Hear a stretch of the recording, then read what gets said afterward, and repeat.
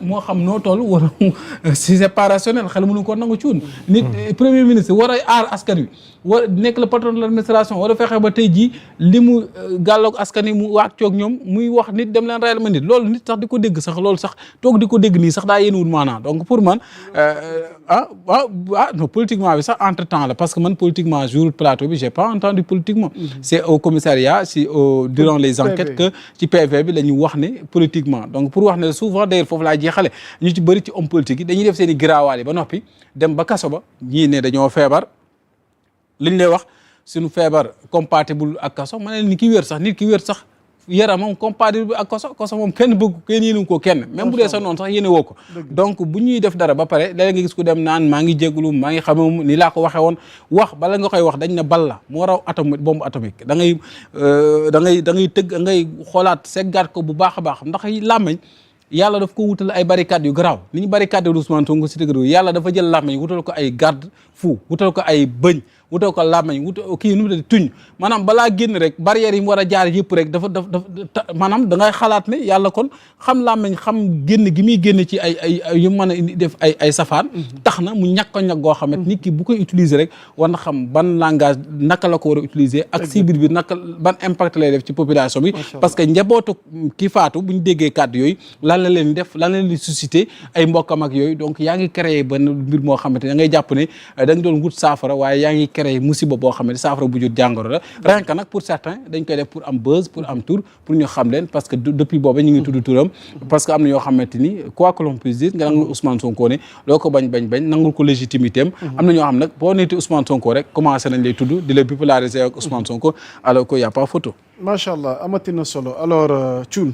dañuy desandeeg yow ci wàllu yoon parce que askan wi tam dañ bëgg comprendre qu'est-ce qui s'est passé entre temps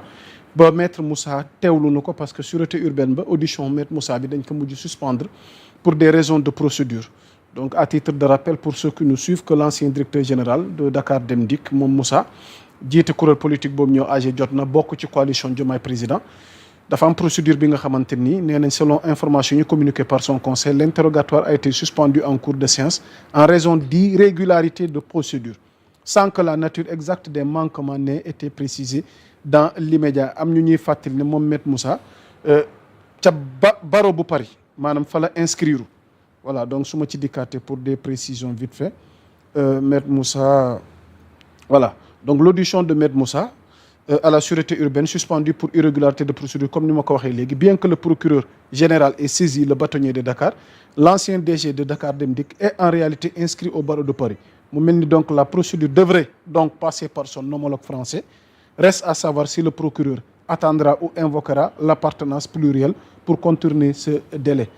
Maître Moussa bu ñu delluwaatee ci liñ koy reproché wala li tax mu nekk au cœur de l'actualité mooy la mu waxoon ci Ousmane Sonko ba jiñ ko entourage am ci borom ñaari tur yi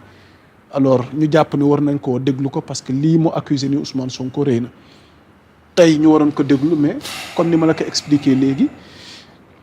comme nous ne sommes pas des juristes mais tey askan wi bëgg nañ comprendre lu tax maître Moussa boobaak léegi mënuñu ko déglu lan mooy problème irrégularité yi ñuy invoqué barreau de Paris comment comprendre la situation bi nu nekk waaw c'est simple c'est très simple ok maître Moussa Diop est un avocat dañ ne aucun avocat maanaam dañ ne avocat kenn mënu ko topp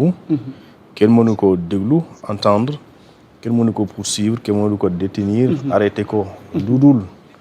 da nga am autorisation procureur général après consultation du bâtonnier lu simple mooy tey yow avocat nga def nga dara xamuñ ndax yow yaa ko defaloo defuloo ko mais mënoo ñëw rek cap yóbbu pour nga def loolu il faut nga def lu ñu tuddee nga am autorisation procureur général mooy yëlif justice bu Sénégal yëpp quand je dis justice mooy procureur yi ngay gis moom moo leen yëlif donc kooku il faut nga am autorisation am te moom balaa moom muy joxe da ngay consulter les bâtonniers parce que bâtonnier bi moo yëlif les avocats et bâtonnier bu dee dafa am lu ñu tuddee c'est une sanction disciplinaire bâtonnier bi mooy def sanction disciplinaire léegi dafa war a am poursuite pénale il faut nga am l'avis du bâtonnier bi nga xam ne mooy yëlif les avocats léegi supposons si maître Moussa Diop inscrire ci barreau bu Dakar alors donc les bâtonniers dafay saisir le bâtonnier fi nga xam ne foofu la inscrire pour que kooku ñu xamal ko ne yow sa ndaw bi inscrire ci li nga xamante ni moom mooy sa bâtonnier boobu. ci ordre des avocats foofu noonu ci Paris. soit je pense que foofu la ne pour mu joxe son avis et su boobaa justice mën a def lu ñu tuddee liggéeyam. loolu c'est dans le cadre de la protection professionnelle et UEMOA sax daf ko leeral. le règlement de l'UEMOA en matière de protection des professionnels des avocats daf ko leeral mooy avocat mën nañ ko déglu waaye pour nga déglu ko il va falloir nga am autorisation procureur général après consultation du bâtonnier. c'est comme les magistrats mën nga ko déglu mën nga ko topp mën nga ko daan si tu veux mais mënoo ko déglu comme ni nga jàppee ni déedéet dañ ne article 25 de la loi portant statut des magistrats lu mu war dafa leer mooy magistrat bi nga xamante ni dafay violer loi mooy dañ ne un magistrat qui commet une infraction pénale ne peut être poursuivi que par après nga saisir lu ñu tuddee le premier président de la Cour suprême mooy ñoom ñoo lay jox autorisation excusez-moi ne peut être poursuivi que après avec l'autorisation du ministre de la justice il faut ministre de la justice joxe autorisation pour nga naan da ngay jéem a topp léegi soo ko waree topp aussi beneen condition bi dañ ne mën nga ko déglu waaye du n'importe qui moo koy déglu policier mënu ko déglu par exemple mais Thioune gendarme mënu ko déglu foofu est-ce que waxuñu woon ne bu dee dafa commettre erreur bi infraction bi dans l'exercice de ses fonctions waaw léegi loolu am na nuance maa ngi ñëw léegi par exemple comme ni ñu waxee magistrat mën nga ko déglu mën nga ko topp mën nga ko daan bu dee ci mbirum discipline alors mën nga ko yóbbu conseil supérieur de la magistrature léegi si c'est une infraction pénale yoon daf ne article 25 mooy mënoo koo déglu mënoo ko topp lu dul autorisation du ministre de la justice xam nga kon nee nañ la waxuñ la mënoo ko déglu mais dañ la ne pour nga déglu ko condition baa ngi nii léegi beneen condition yi mooy ñu ne kenn moo ko mën a déglu mooy le premier magistrat le premier président de la Cour suprême à défaut kooku mënu ko dégluwu ko mooy beneen magistrat bi nga xamante ni moom ak magistrat bi ñuy topp ñoom ñoo topp même grade ñoo tolloo grade boo yosoo loolu mënoo ko yóbbu commissariat da nga koy déglu mënoo ko yóbbu xawma gendarmerie nga da nga koy déglu mënoo ko yóbbu DIC mënoo ko yóbbu section de recherche donc ça veut dire que donc dafa am dañuy tuddee ay règles wala procédures spécifiques yoo xamante ni ñoom la pour les magistrats mais aussi procédures spécifiques pour les avocats léegi nag li nga wax Alioune et loolu je pense que man foofu ba léegi maa ngi recherché parce que maître Moussa Diop jàppoon nañ ko fii jamono jooju ñu jàppoon ko ñu convoqué ko on n'a pas évoqué cette procédure là wala bu dee dañ ko évoqué aussi sénégalais yëguñ ko mooy bu ñuy wax mbirum Marie Le Pen ba muy laaj Macky Sall question yi nii damaa bëgg nga tontu ma Macky Sall ñu envoyé ko ci kaso bi ñu ne diffamation diffusion de fausses nouvelles à l'époque pourtant il était toujours avocat mu ngi woon ci barreau de Paris mais kenn évoqué wul question boobu noonu wala bu ñu ko évoqué aussi publiquement sénégalais waxtaan aussi mais booy xool aussi Juan Branco par exemple dafa ñëw Sénégal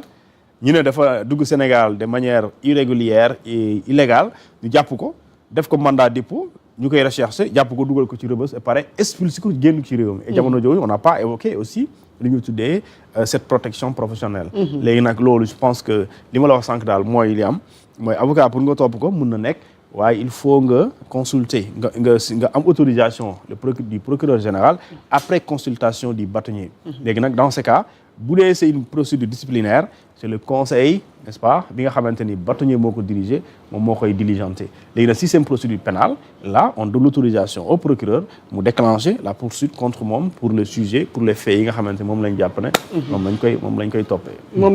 mais le fait que mu nekk ci bâtonnier bu Paris est-ce que loolu tamit mënul nekk obstacle léegi moom pluralité boobu loolu foofu la amee sens moom mënul nekk obstacle parce que nekk avocat aussi mënul la permettre du avocat amul immunité boobu ama Sénégal dañuy jàpp ne un avocat n'a pas d'immunité lu mu am mooy dafay bénéficier wu de procédures spécifiques loolu la am tey pour nga comprendre ko tey un député il a une immunité parlementaire soo koy topp mënoo topp député te amoo autorisation Assemblée nationale lu dul flagrant délit mënoo ko def l'autorisation n'est rien d'autre que jël nga dossier bi yóbbu nga ko ci Assemblée nationale après ñu lever l'immunité parlementaire c'est ça l'autorisation léegi ñu ne la tant que c'est pas flagrant mënoo koo jàpp mënoo koo arrêter mënoo koo wër rechercher ko mënoo koo poursuivre mën nga ko déglu mais mënoo ko poursuivre parce que le sens d'une audition su dee dafa def mooy nga poursuivre ko léegi bu fekkente ni c'est pas flagrant même bu dee moom moo def am nga preuve bi tant que la amul autorisation Assemblée nationale bu dee texte rek ngay topp mënoo ko téye léegi soo ko téyee sax te Assemblée nationale yëgul Assemblée nationale mën na dajale def le ce qu'on appelle une levée de la suspension des poursuites pénales maanaam fexe ba poursuites yi ñu def ñu lay topp soit ñu def la gendarme yaa ngi fa wala yaa ngi ci kaso bi te amuñ autorisation yëgul te xam na du flagrant délit assemblée nationale doole am na ko ba ne député yi nañu dajaloo ñu voté pour que ñu suspendre toutes les poursuites à l'encontre de notre collègue donc si c'est pas en flagrant délit et pour dire que tey c'est corps boobu aussi c'est comme ça pour nga mën a topp un avocat bu def li ñu tuddee soit da nga jàpp dafa def une infraction pénale à la loi alors da ngay am autorisation du procureur général après consultation du bâtonnier parce que bâtonnier moo yëlif les avocats léegi su dee avocat yi dafa tooñ yow su la avocat tooñee doo dem tribunal da ngay dem ci bâtonnier bi ne ko avocat bii nekk si yow lii la ma def jox naa ko sama xaalis fayu ma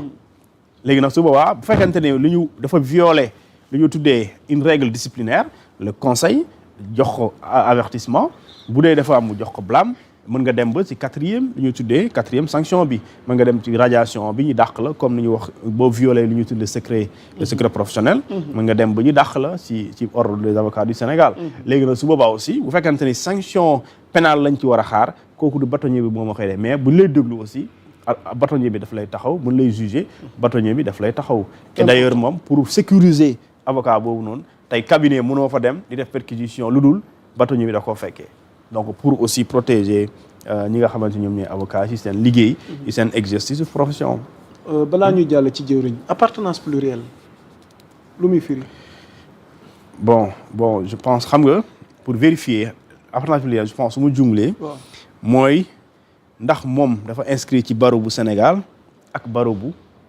Paris barreau bu Paris daal mooy non mën na nekk je pense su ma jumlee mais je vais vérifier je pas trop la clarté ci loolu mais appartenance plurielle bi mooy loolu mooy yaa ngi fii yaa ngi fële maintenant avocat yi fu mu mën di inscrire parce que dafa am des règles comme par exemple UEMOA daa tënk tous les avocats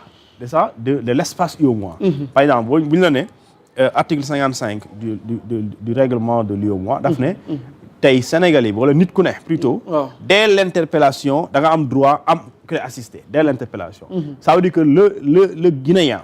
le Sénégalais l'Ivoirien les Maliens ñëpp képp ku bokk ci espace UEMOA buñ la woowee balaa ñu naan la sa yaay sa papa dañ la war a xamal ne yow am nga droit am avocat